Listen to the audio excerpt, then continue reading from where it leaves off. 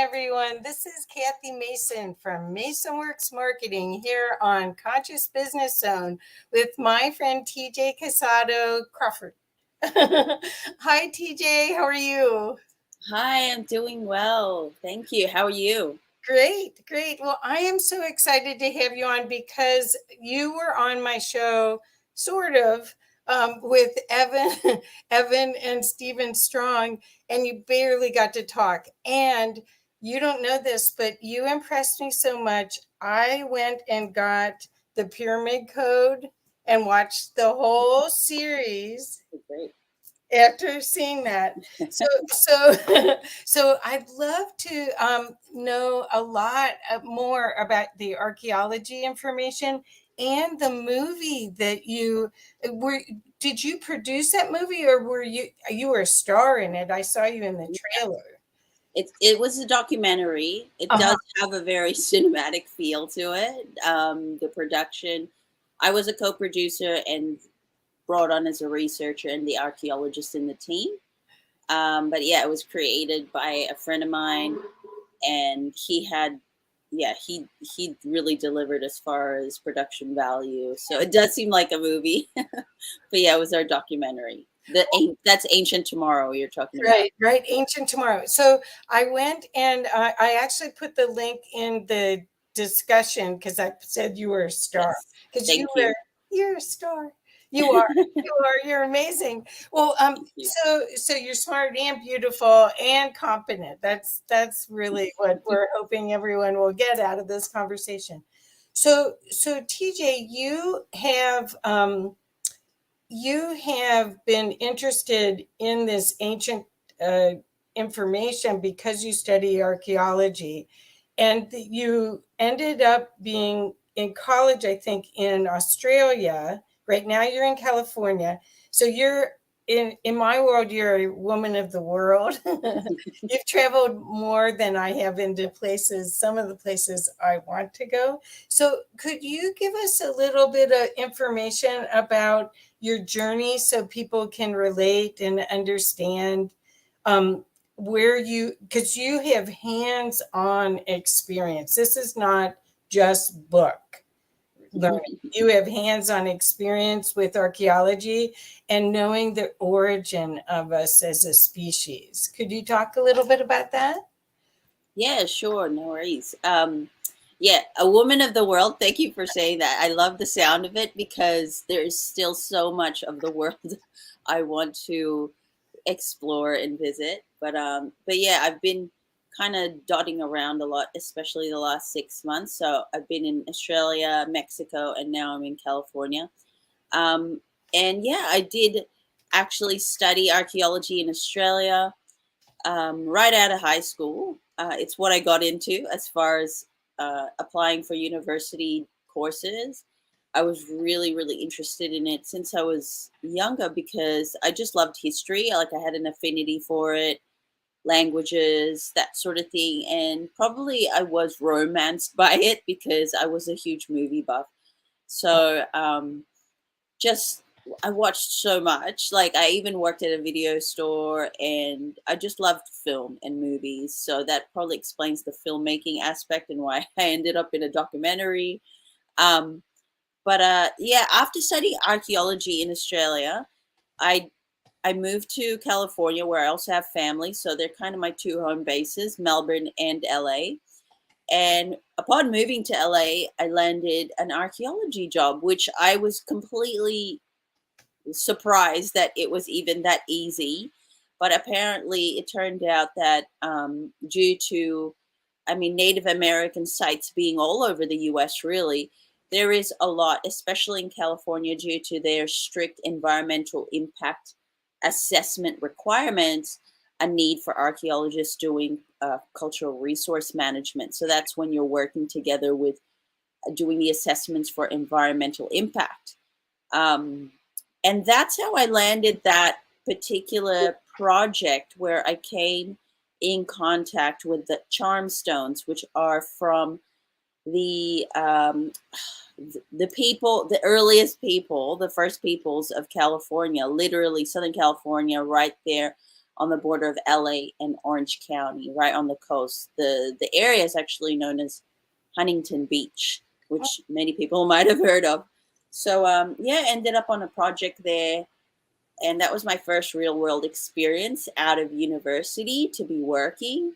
And it was very similar to the training I got doing Indigenous Australian archaeology, because, of course, the two countries, the US and Australia, are so similar when it comes to their cultural history. I mean, you had thousands and thousands of years of prehistory of natives inhabiting the land, and then you had the colonists and explorers, basically. And then there's definitely some gray areas there about who really came first, but they were very similar.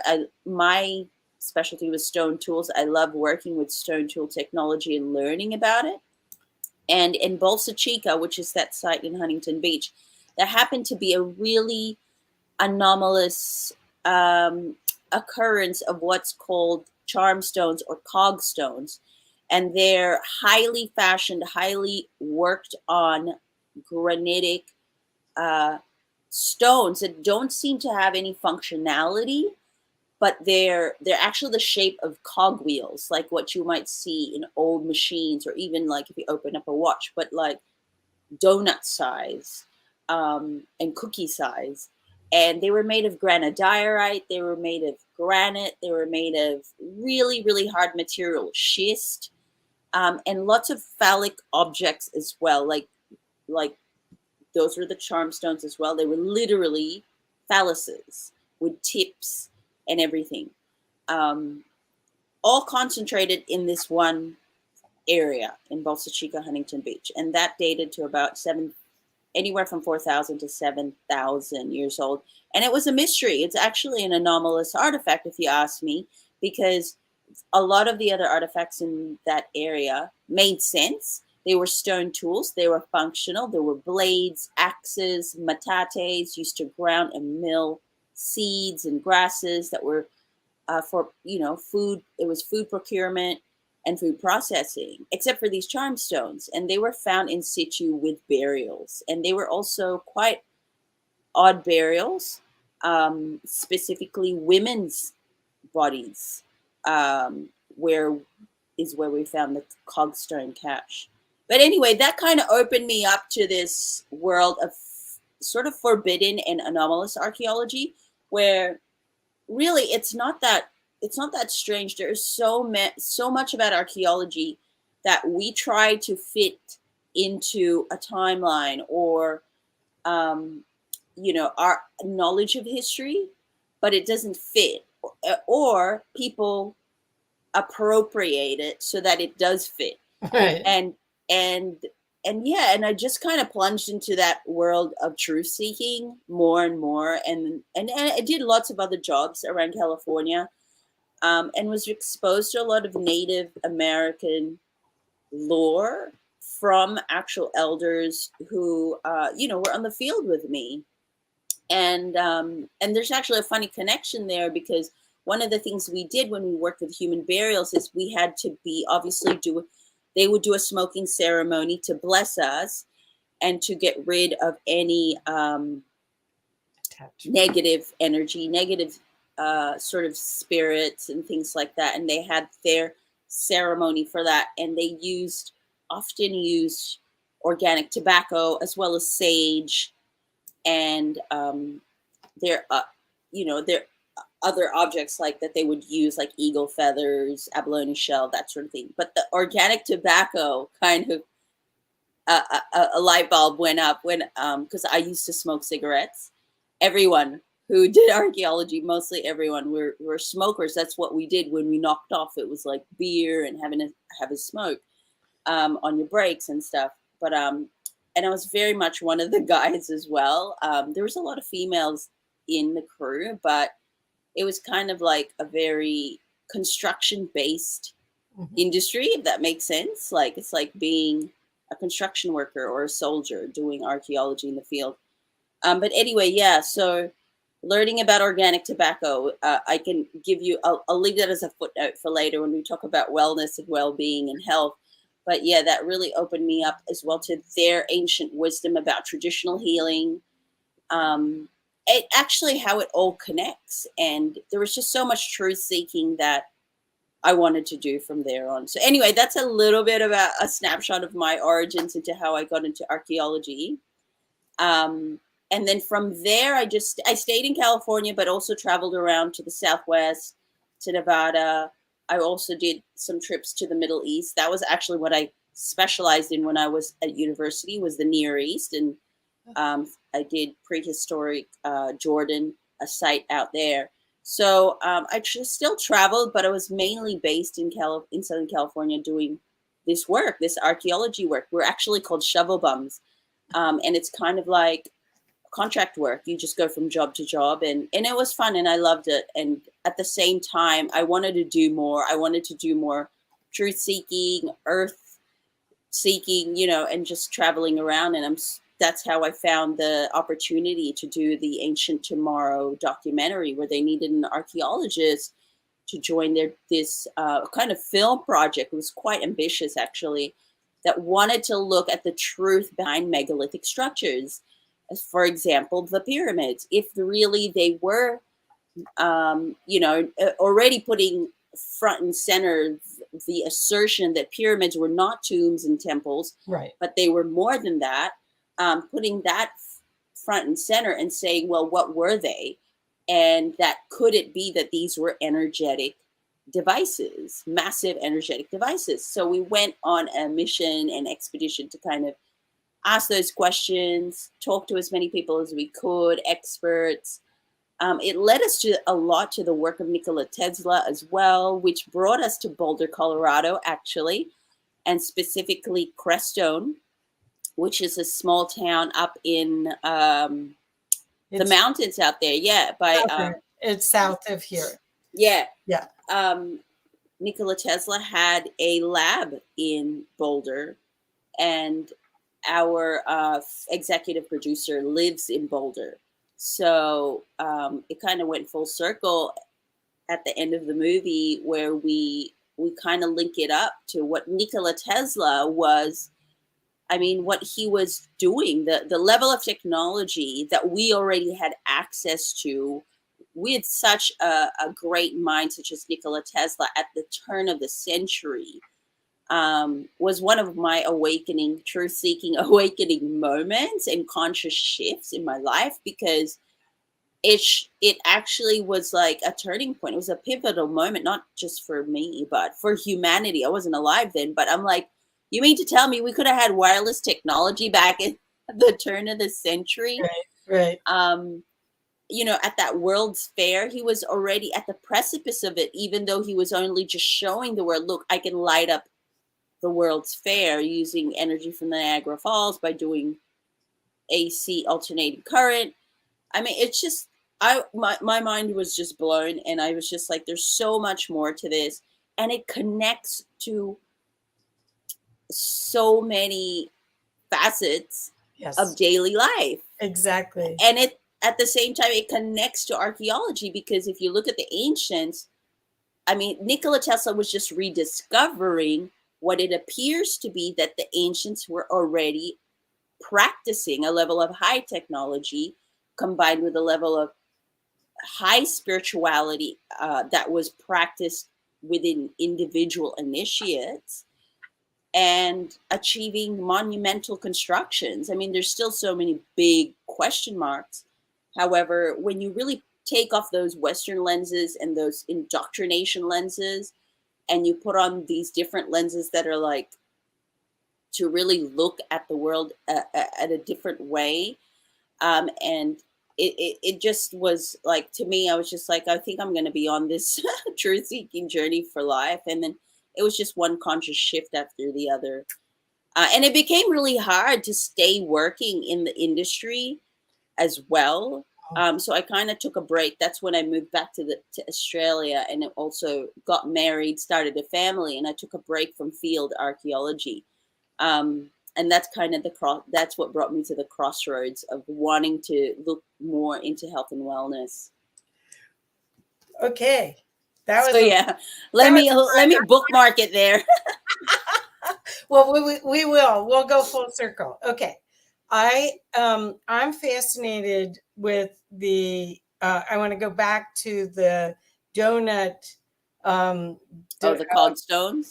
whatever you're calling them, the charm Yes. stones, the cog stones. I had one of those in my office, Oh, but you it did. came from South Africa. It came Oh, from okay. Michael Tellinger in South Africa. Do you know who he is? Yes, I do. Okay. Yes. So it was in my office, and it had been given to Nassim Harriman, and Nassim had given it back. And Michael was in Boulder doing a presentation. One of my friends held it and fell down. You could feel the toroidal energy. It looked like a Wow. donut. I have pictures. I'll have to find them though. But looked iron. It was heavy, really heavy black stone that looked like a giant bagel donut. And you could feel that I'm sensitive, so I could feel the toroidal energy. It knocked her out, apparently, whatever species of human she is. It didn't like it. But Wow. then it came to my office. I went to a presentation in a church where he spoke, and then he came, and my friend Lisa came, and I had all of my crystals, like this crystal. I started putting all of my crystals in the center so that I could feel the toroidal energy, and it was amazing. I mean, seriously, the field of it, you know, the field of it was remarkable. And what you were talking about, the phallic, other, uh, I don't know, you want to call them. The charm. They're also they're called. So there's the cogstones and the charm stones. The Okay, charm stones were what we were referring to with the phallic objects. okay. Well, so the other devices that Michael Tellinger found Uh huh. are musical. So Okay. this Yes. Yep. toroidal device, that they were almost like chimes. So when you have wind chimes, you have a group of them together, and the wind goes, and they all make noise. Well, his theory was that these toroidal devices with these chimes, and they were all different lengths, so they were different notes, were how they moved the monolithic stones, Okay. is that they use sound. But he has a whole bunch of them. They're also back then. He also found all sorts of evidences of they said over 25,000. No, it was higher. I think it was 75,000 tunnels for gold mines underneath Wow. And where is this? in South In Africa. South Africa, where he is, right? Yeah, Yep. yeah. So That's fascinating. And yes, it's not rare to find similarities. I think also in South America with the cogstones, the shape of them. And so I'm not surprised that South Africa would have it as well, because there definitely was some kind of network back then. Transoceanic exchange was happening, was occurring. There's enough evidence to show that. So, but still to this point, there's a lot of questions as to how they actually made it, because we never found the tools that made them right. in Bolsa Chica. Um, as far as I know, there's ongoing digs there right now. Still, since I left the project, they every now and then had to go back and do some more work. So I'm not sure what has been found since. Reports, unfortunately, have been slow to come out of there. However, during my time at Bolsa Chica, we didn't find the implements and tools that evidently showed that that's what they used to make them. So for us, we had to question, were these exotic artifacts brought in to Bolsa Chica, or were they made there? Well, they're definitely the granite was sourced from somewhere else and brought there. So either they were made there or they were made somewhere else and already brought there. And they're not lightweight. These are heavy stones. Yeah. I mean, this thing was, that's what I'm saying. My friend held it and she fell. And it wasn't that it was that heavy. It pushed her back. It had energy. They have a conscious, that's what I'm saying, is that so much of this we just don't understand, where some of these energies can be friendly to one species of human and then unfriendly and protective. I mean, that's what when we were interviewing and the program with Evan and Stephen Strong, they were talking about kill stones, that some of the stones that they found that the Aborigines found in Australia have laser-like designs on them. Did you find those kind of stones also in other places? Yes. Stones that look like, I mean, our modern way of explaining, and I worked with, I mean, we interviewed manufacturing engineers that work on machinery now, and they said the only semblance of that type of cut is laser cutting. So to see that in an artifact 7 to potentially 10,000 years old, it's just, it's just mind blowing. It's like, how did they do it? Well, there might have been a way, but how? Well, so all of the original stories all have sky people in them. Yes. I mean, if you go back to the indigenous, they all do. They all refer to some sort of. But in archaeology, do they accept that? Is that heresy to?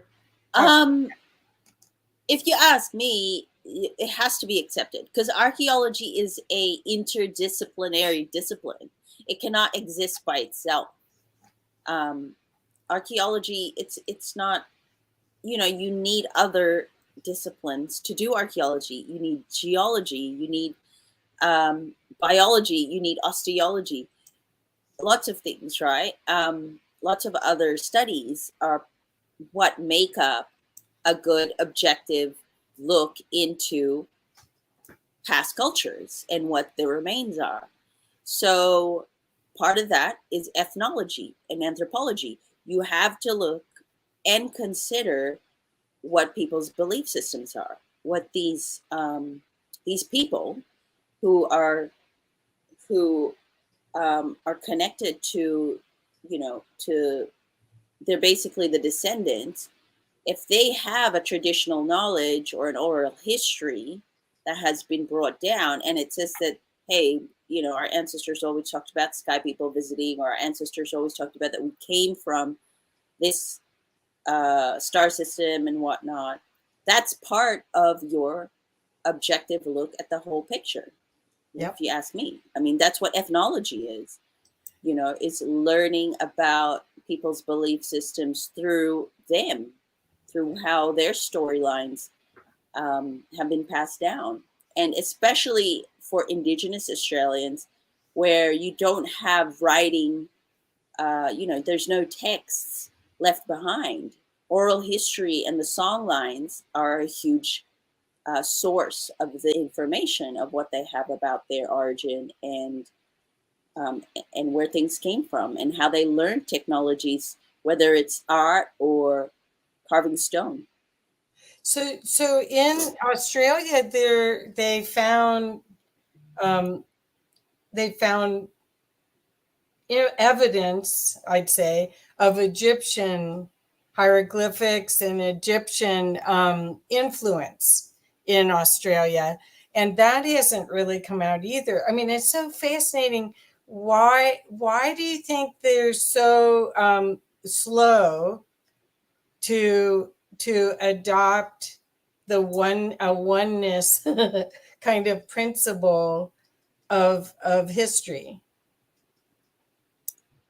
Well, first of all, it's really controversial to say that there are ancient Egyptian hieroglyphs carved on the side of a rock immediately, especially in the kind of woke world we live in now, people will just immediately dismiss it as fake. So it had to be authenticated first and foremost. And even after authentications, in a series of them, there's still going to be naysayers. And you know what? Here's the thing. I think there's a way to be intellectually ignorant, in the sense that you think you know, but you really don't know. But you have to look at what's there. The material evidence shows hieroglyphics. That's writing. That's an ancient form of writing. Okay, fine. Whether you think they're authentic ancient Egyptian hieroglyphics or not, what does it actually say? Right. And through that type of authentication, you kind of stack the evidence, and it starts to give you kind of a body of knowledge of what was really going on there. And okay, if it was faked by someone, the message that they're giving is so innately not just ancient but profound in its wisdom that it's carrying, that this is a highly skilled person or group that's doing this for what? For shits and giggles. Like, really? It becomes even more suspect that it would be fake. So, and why that's taken a while to be adopted and embraced is because of the kind of world we live in today, where media rules. And unfortunately, that means propaganda, and whoever holds the most power in disseminating information rules. Right. So you're not going to get that on the mainstream news. No. And if you do get, if you get that on the mainstream news, just say, for example, there's a local station that decides to run the story. It's going to upset enough agencies and enough narratives.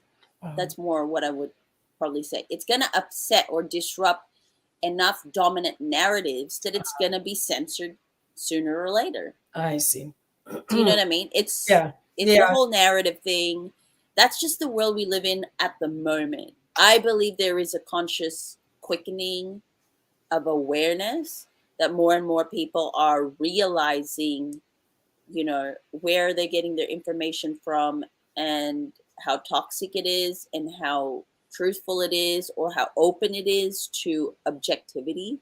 Because so much of what is in the popular media, like the way, even just in Australia, the way they deliver the news, I'm like, this is not news. This is rubbish. There's no objectivity at all. If you're a journalist, you state the facts and you give the information. You don't talk about your feelings about it if you're the news presenter, but they talk about their feelings about it. Like, like as if it's a talk show. I'm like, I thought you were a news presenter journalist. You're not, if you're starting to share your feelings that you think it's, this and that and this buzzword and that buzzword. I'm like, that's what popular media has become. Right. Well, it's edutainment, that. So, okay. So I want to go back to the pyramid code and Carmen Bolter's work, because I'm going to go full circle with this, with the piezoelectric aspect. Okay. Just before you do, I seem to have lost on StreamYard the tab I was on. I clicked on the link again. I don't know what happened. If I re-enter the studio, will that disrupt it? Yes. Okay. But you can if you need to. Well, can you see it if I do full screen? No. I can't see you anymore. Oh, no. I can hear you though, and I can't find you anywhere on my computer. Can you see in the bottom of the screen? Can you go to the Chrome tab? On the bottom of the screen. Yeah, I'm on the Chrome tab, and I've searched all the windows and tabs, and I don't know. Because it's a little ducky, and I don't see that icon anymore. It's so Okay, well, strange. you can go out and come back in if Is that's that okay? Because I feel like I'm talking just to myself. I'd love to see you. yes, thank you. That's Okay. fine. Okay, so I'll hold the space until you All come. right. Here we go. No problem. Do you see me now? Oh, there's an You're in echo. twice now. All right. So I have to close one. Wait. Oh, you closed the new one. I still can't find it. This is so strange.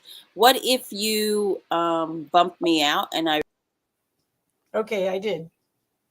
Okay, so the reason I had asked about the piezoelectric information is that many of you may have watched the movie The Matrix, where it shows that we're electric beings and we're plugged into this nefarious system.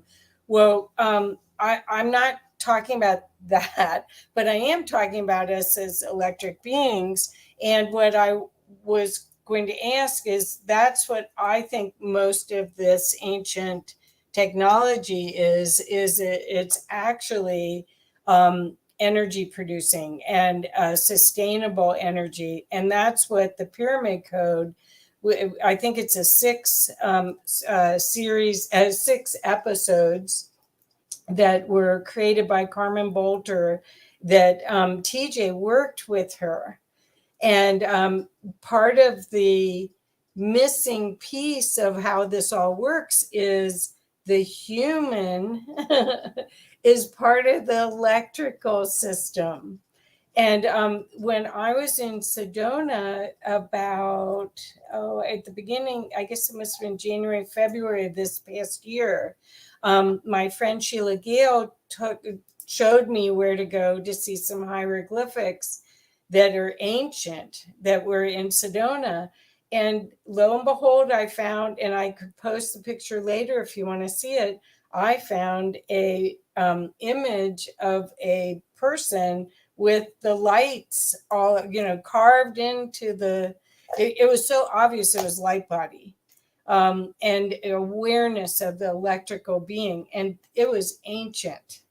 So we're finding, I mean, the ancients knew more than we do about it all. TJ, I'm going to add yeah. you back in. Yay. Can Yeah, you see me now? yeah, I can see you now. I found it.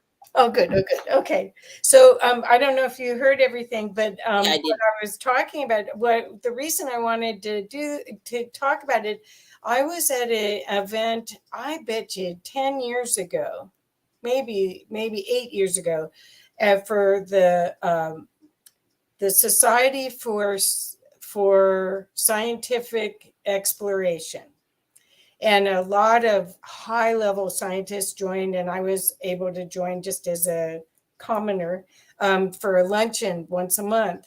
And a woman, Susan Odette, did a whole presentation on that the pyramids were not a tomb, couldn't even fathom them being a tomb. And she explained everything that you have explained about in the past conversation that I had with you about water being underneath and the way they're constructed with the kinds of um, uh, rocks and crystals that are used, so that it's obviously an energy generator.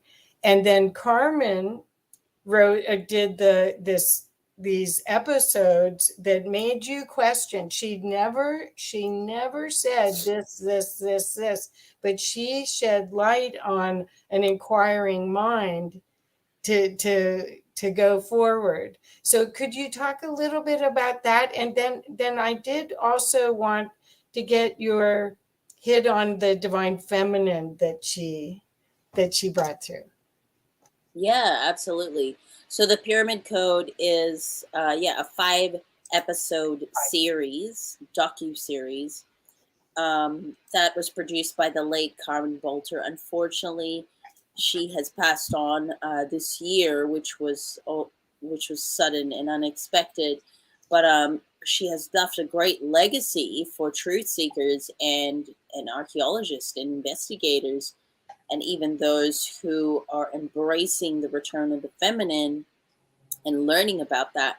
Because what you will learn from the pyramid code, and not just through her, but all the people that she brought on, all the experts, is really looking at ancient Egypt and pre-dynastic Egypt without a Western lens, without that even patriarchal, indoctrinated mindset, and looking at it really from the indigenous uh, Giza wisdom keeper's view. And a specific note that she had on her documentary series is a gentleman by the name of Hakeem, who is an indigenous Giza wisdom keeper.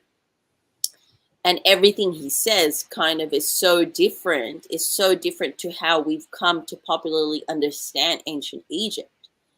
Um, and yeah, in a nutshell, we are part of the circuit. Humans are part of a great and grand earth energy circuit.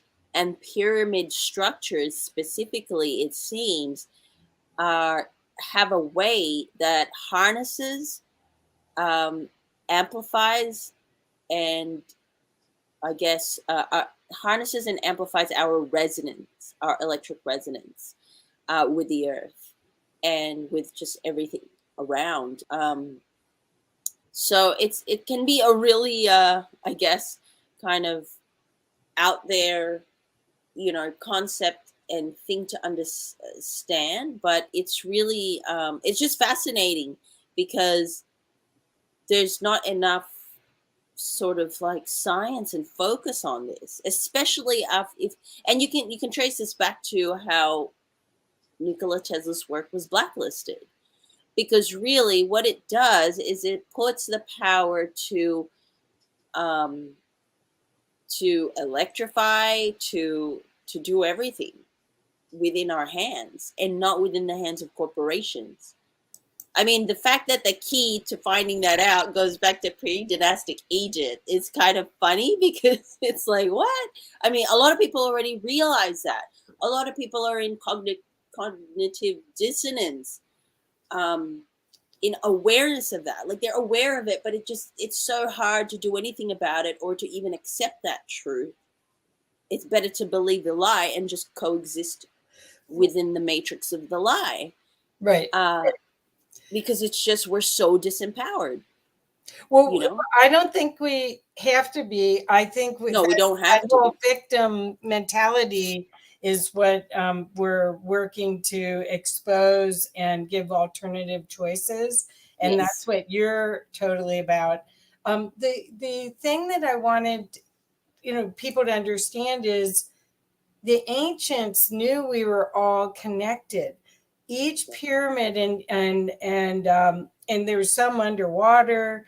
They're finding devices all over the world, in the Amazon, all over the world, that show that we were in a grid system, that somehow everyone played real well together, and everyone benefited from this incredible system that's a natural part of the Earth's makeup, the magnetic and the magnetic energy and the ionic energy. All of it is calculated perfectly. Now, I know that after archaeologists have exposed some of the sites, there may not be the same frequencies, or the tilt of our Earth may have changed some of the frequencies. But the indigenous knew of this time. They knew 26,000 years ago, and that's what all the prophecies are, that we would be in this huge time of change, that we would get back to natural law, which is what you're talking about, making choices, the divine feminine's in balance with the divine masculine, which is natural law. You don't see other species in nature being this out of whack, out of balance. Yeah. So could you talk a little bit about how you went from um, your mom now? So before you're like Raiders of the Lost Ark guy. Um, Yeah. They used to call me Lara Croft, oh, really? Tomb Raider, Oh, because really? she was like the female archaeologist Right, kind of, yeah, right. gamer icon. That's a Yeah. compliment. Um, Yeah, I know it is. I'm like, I wish I'd love to be her. I mean, she was raiding tombs. I'm not really gonna do that, but just her prowess and that she was going everywhere and exploring all these well, places. the Yeah. excitement, the dynamic aspect of it, rather than being a digger, right? Yes. I mean, but you found treasures, and what it did is it made you closer to the earth anyway, which Yeah. that's what we're missing Yeah.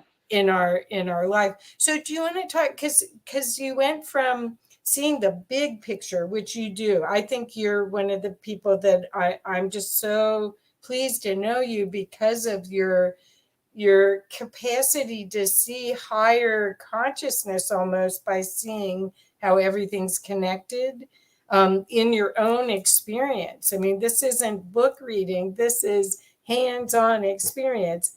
And then you're transitioning to that, to what can I do to make a difference here. So do you want to talk a little bit about your journey to the wellnesspreneur? Yeah.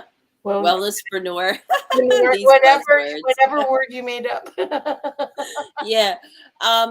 It really, my crossroads came when I had a series of conscious shifts after working on the road, being an archaeologist for 10 years. I actually was quite out of tune with myself in some aspects. Like I never connected the dots. Like if I was eating too much of something and it was making me sick, or that was subtly the reason for some chronic issue I was having, I would just, I was just like, things are just how they are. You know what I mean?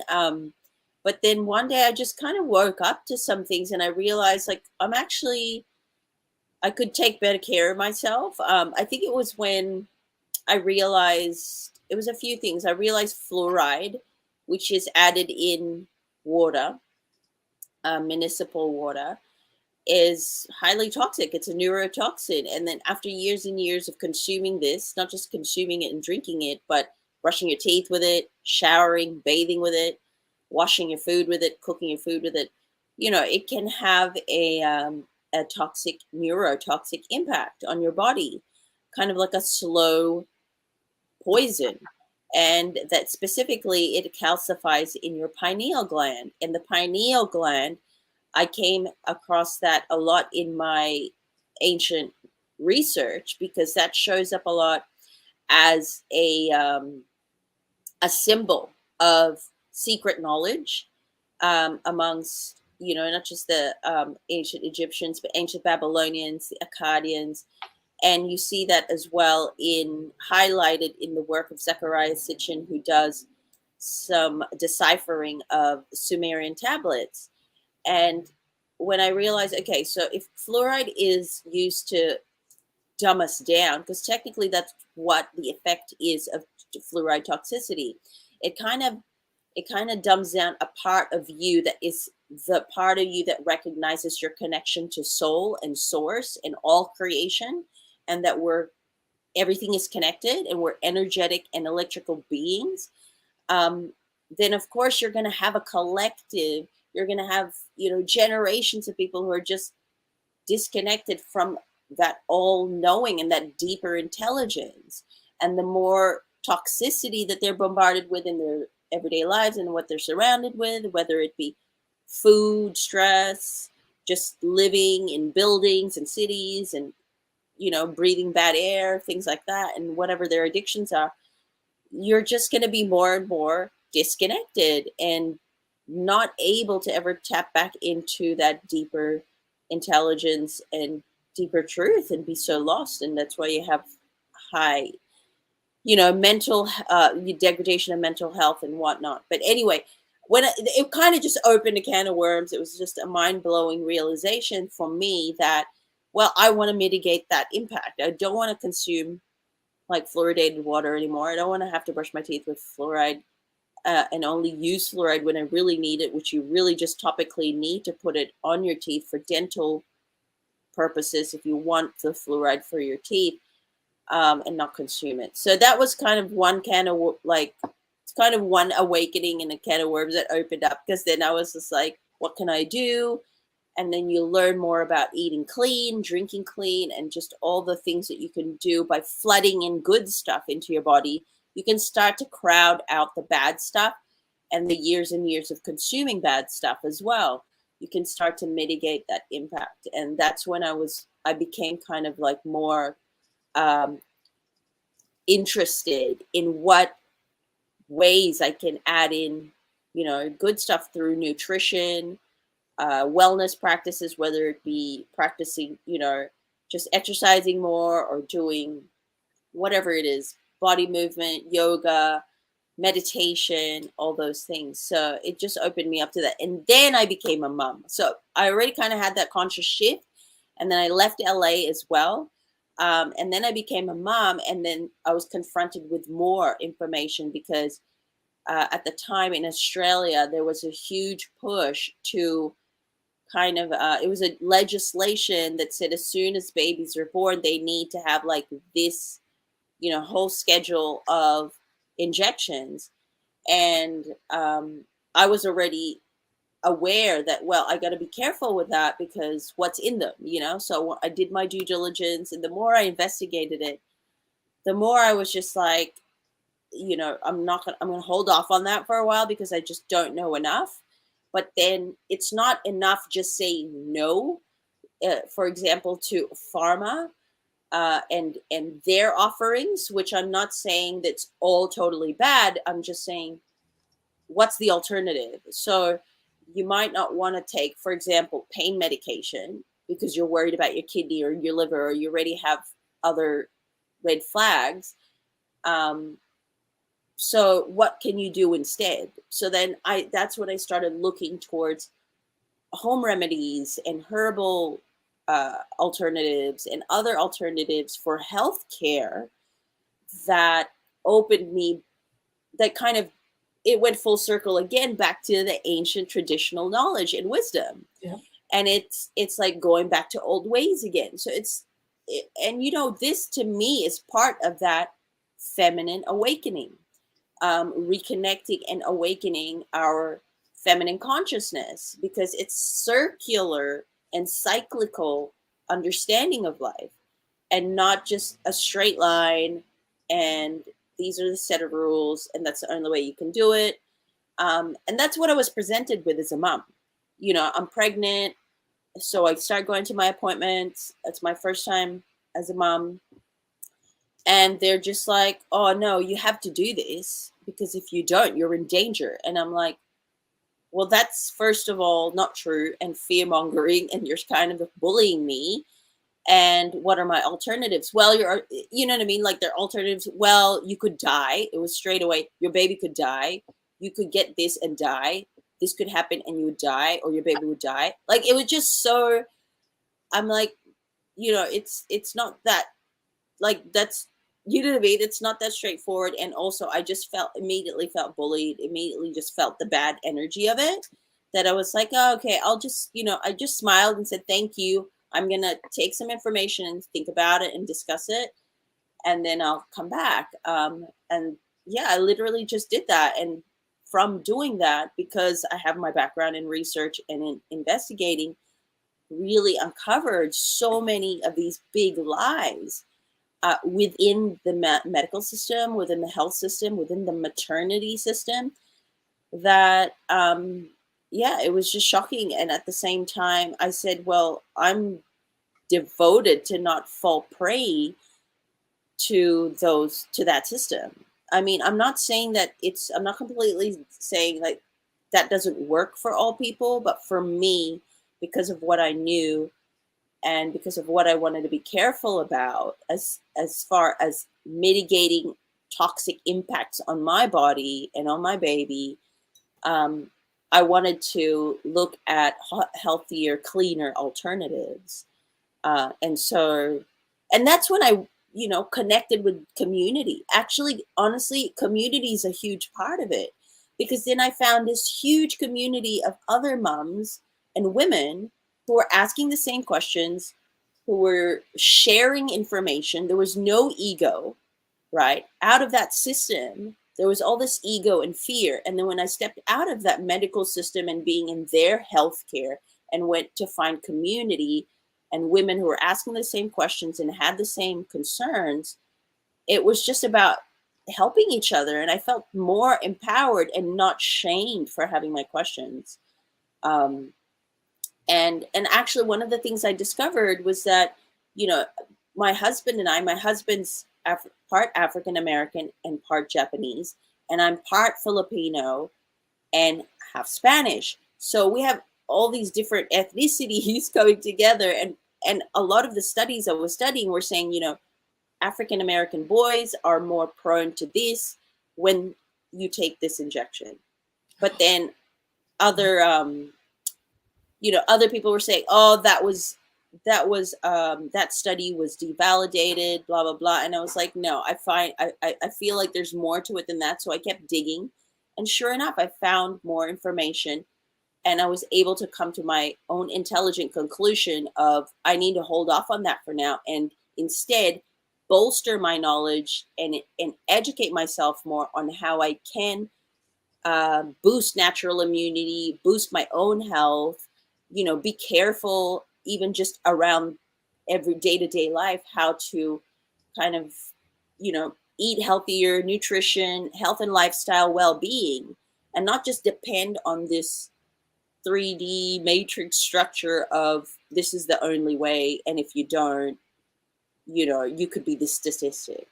So anyway, that's kind of what really opened me up and made me more devoted, because once I became a mom, I said, I'm all into this now, because this is my kid's life. This is our life, our lifestyle, and our values. I really started to see what my higher values were. And if it didn't align with that, if that system didn't align with that, well, then it was an easy yes or no. I'm not opting into that. Well, so are you vegan? Or No, I'm not vegan. okay, but you are eat more natural foods. Are you vegetarian or Yeah, I'm not vegetarian either. I've okay? tried no meat. I've gone through different phases in my journey, in my health journey, to see what works for me, because I also had certain autoimmune chronic conditions. And I found that being completely vegan, which I did try, and vegetarian only, didn't serve me. And instead, I try to eat as clean as possible. Definitely lots of plant based, so lots of fruits and veggies. To me, that is the foundation. Whether you're a person who doesn't want to eat meat or not, you're always going to need fruits and vegetables. So if you do eat meat, just you're still going to want to have fruits and vegetables. If you're consciously aware of how that can heal and how food is medicine, fruits and vegetables are a part of it. And no doctor will ever tell anybody don't eat fruits and vegetables. I mean, that's really rare, right? That's really rare that you'll be told don't have any more fruits and vegetables. Maybe you'll be told avoid these fruits or these vegetables, but I think that's a really strong foundation nutritionally.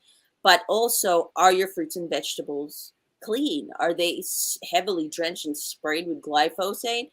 Because it doesn't matter how beautiful your vegan salads are, if they're sprayed and if they're GMO, I'm sorry, but you are not going to absorb the nutrients that your body understands. And our body, it's um there's a language with food, and they talk to each other, but they're not going to understand each other if they're synthetic. right? And that's why you even see lots of studies that show people who do even get like implants, over time your body, parts of it's breaking down because it's not a natural thing to have in your body. It might serve you well, you might be able to walk again, or you might be able to have that bone fix, but over time your body's recognizing there's a foreign object that's not of the earth, that's not of biological life, and it'll cause some chronic issue somewhere, somewhere else in your body. Yeah. But yeah, so it's been a great healing journey for me as well, because personally, I do believe that I suffered from a lot of pharma damage as a kid. My father actually, bless his heart, he really took care of us and provided for us, but he worked for a pharmaceutical company growing up. Uh-huh. And so we were given a lot of medications. I mean, I had a lot of issues as a kid, and it was the go-to was antibiotics and, non-steroidal anti-inflammatories and all sorts of stuff. Yep. So as a small kid, I already had a damaged gut.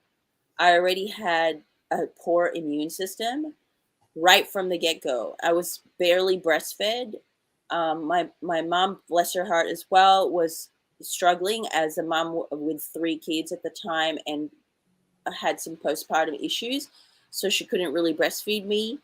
And I was actually left in the care of the hospital for my first 3 months of life. Oh no. Yeah, because my dad was the supplier for the pharmaceuticals of the hospital, so he was really good friends with them. And in fact, the owner of the hospital was my godmother. So we were like family with them, and the doctor saw how, my mom needed some help and support, and she wasn't with her family. So they said, look, we'll take care of her until you feel better. Like, go home, be with the other 2 kids, but like come visit every day. But that was good for the support she needed, but unfortunately meant I wasn't able to be breastfed as long. And I'm not saying that that's the only way, but I think it didn't help my immune system anymore. And who knows what else they gave me, because I was just living in the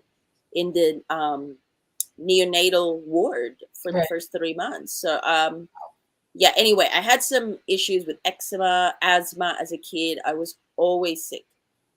So I had some chronic issues around that, and I started to heal myself only until I came to these conscious, awakenings when I was in my 20s and late 30s. So living with it, remember I said I was not in tune with my body at all. Yeah. And I'm also the type that has a really fast metabolism. I can eat and eat and eat and not put on weight, which I know is great. And I'm very grateful to have a slender figure all my life. But there's ways that hasn't served me either, like anemia, low iron, poor immunity. And I've had to find a way to make my body work for me better, and learn about how food can serve your body better, like make choices where food's serving your body. It's not just calories to survive.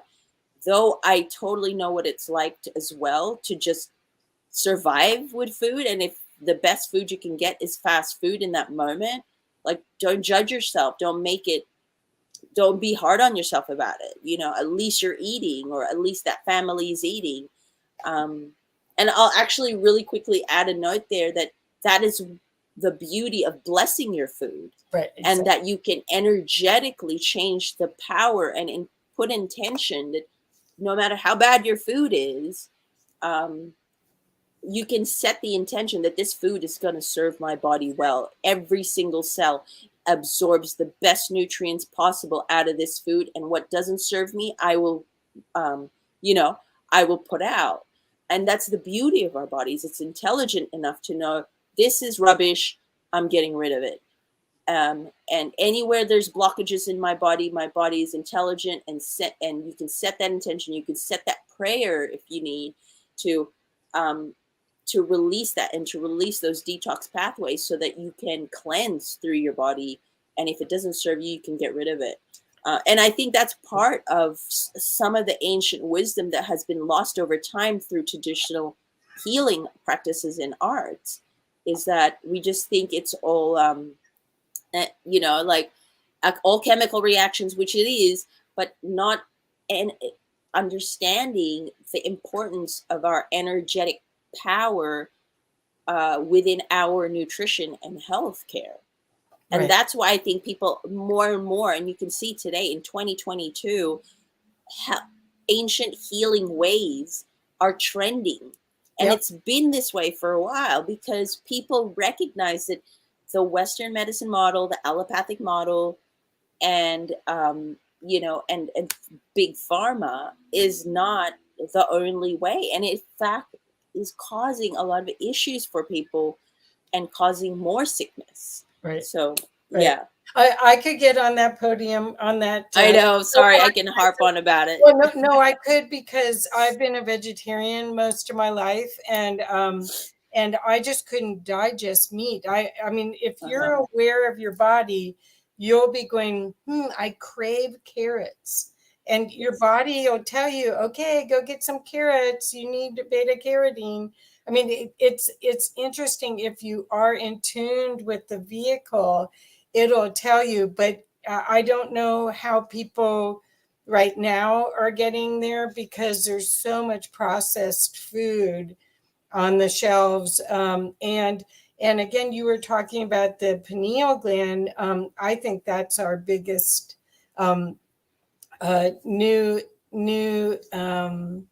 adventure of exploration. Yeah, That's archaeology. the next frontier, right? Well, I use I'm mine's open, and I use it, and I watched a YouTube a long time ago that they took down right away. That was saying, don't use aluminum foil, don't buy canned goods, because that'll hurt your that'll calcify I'm calcify just gonna your. plug in, listening, Okay. but Okay. I'm just gonna plug in. Yep, Yeah. and move. So anyway, but I think what happens is the here, I'll remove you for a second. The choices now with it's my opinion that with the energies coming from the great central sun, we're in a period now where we are all waking up to a new way of reacting and being with the earth and being with our loved ones. And the opportunity is to really be this higher level of consciousness, seeing the truth, seeing what the opportunities are in co-creating with the universe at a high level. And that's why I wanted you to meet TJ, because she is creating ways for her family to eat well, to go back to our roots. And there's some sort of grounded, it's actually part of our evolution of our species, is the way I'm looking at it, where you are sensitized, highly sensitized to your environment and to yourself, and can make decisions from that. This is conscious business. So I want people to have vitality and be able to make conscious businesses. I love that. I think it's really important, especially. I'm sorry, I'm in the dark. Okay, there. There we go. Especially these days, a lot of people are reaching these choice points where they realize the system's not working for them. Be it the healthcare system, the food system, the education system, the banking system, working 9 to 5 system. Things, they're coming to, choice points depending on what's going on in their lives. And they're realizing, I need to opt out of the system. And when I opt out, many people are finding that by working for themselves, they can opt out of more systems. Mm-hmm. By being entrepreneur, by being serving as well. And that's what entrepreneurship is as well. It's like, how can you serve others, and that lifts you up, you lift others up, you're automatically lifted up. Right. And I think there is a huge aspect of that is personal development and self-awareness. Right. If you don't have that, and you are so used to being a cog wheel in the system of getting a job, that's the only way to make money, get a degree, go get, a career that way. And I'm not saying that's not one way, but that's not the only way. And the thing is, we have been conditioned to believe that's the main way. Right. Right. Well, and it's not serving everyone anymore. It's just stressing people out and shortening our lifespan. Well, the thing is my sense is that this change that we're going through and will be going through for the next 10 years is really going to create a new awareness in all humans. We'll all be empathic. Right now, I've been highly sensitive since I was a little girl. You, I'm sure, are highly sensitive, and so what's going to happen is you're going to be seeing everyone is going to wake up and be empathic and need to know how to navigate this world we've created so that they can have a vital, loving, fun time here instead of wanting to check out. I mean, I'm surprised at, I do readings, and I'm surprised how many people just say, I want to check out. And it's like, well, you come back. If you didn't do your soul mission, you get to come back, but you forget it all. So you get to do the whole thing again. So you might as well stay and clean it up now from this perspective, because you got a lot of help right now. There's a lot of help right now.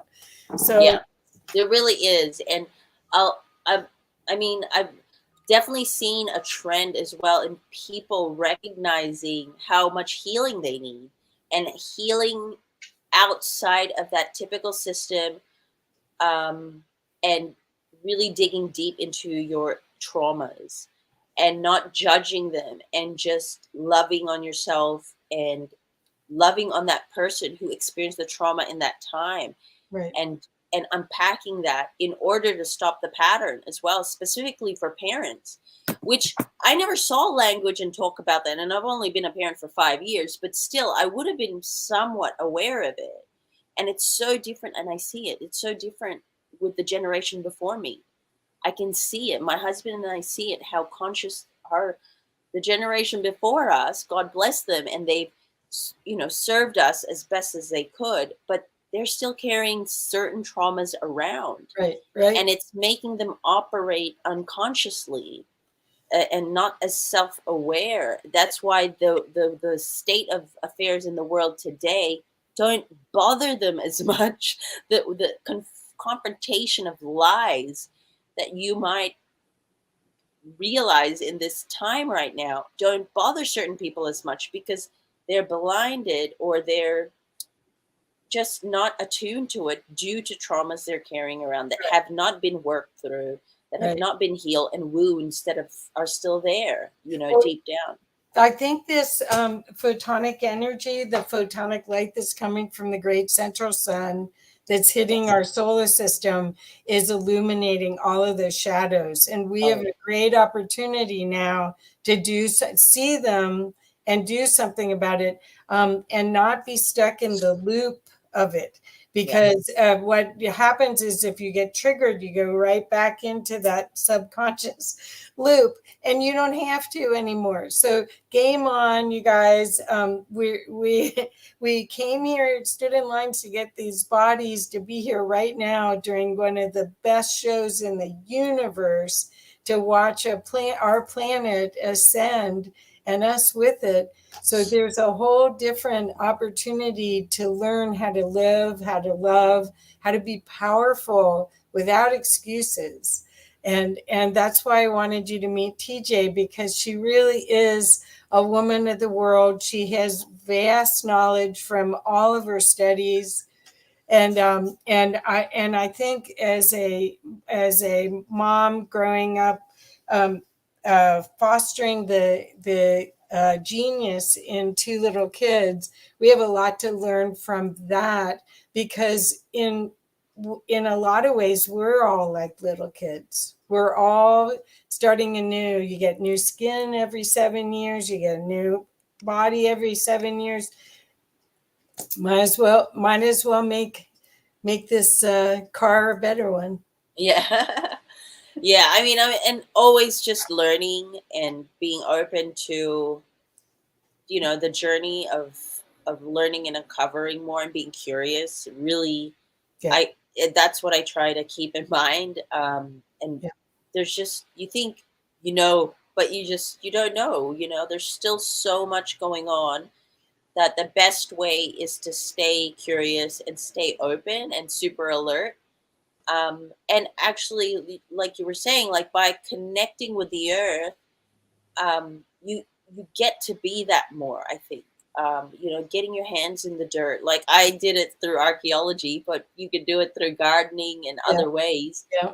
But I think it really, really help to make us be aware as well that our health is not just about what we eat. It's everything consumed, mind, body, and soul. So what you're exposed to, what you are watching, what you're listening to, what you're reading, who are you talking to, who are you listening to, um, what fibers are you wearing on your body, things like that. Even like you can have a lot of things to, especially today, that are, it's all greenwashing. Oh, this is recycled and that's recycled, and like, yeah, it doesn't mean that you should let that seep into your skin and your pores. Right. Like a lot of fabrics like are poly some kind of plastic, and it's like um and there's just no awareness that that's part of our diet, and what we're consuming is it and watching and listening to news and fear and propaganda. That's all part of our diet too. And think back to not even just the ancients, but just like in the 30-40 years ago. You go to a beach and you barely see a really, I mean, no judgment, but you barely see overweight, really struggling people struggling with weight and whatever else, heart issues and whatnot.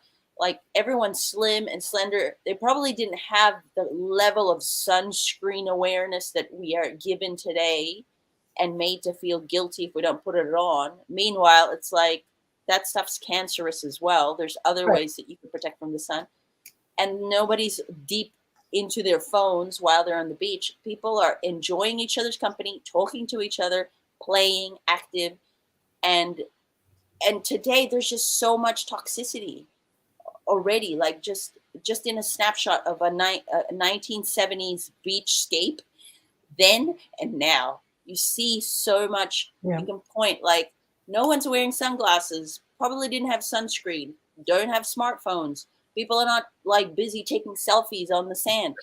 You know what I mean? They're interacting with each other and just enjoying the sand and the water. Right.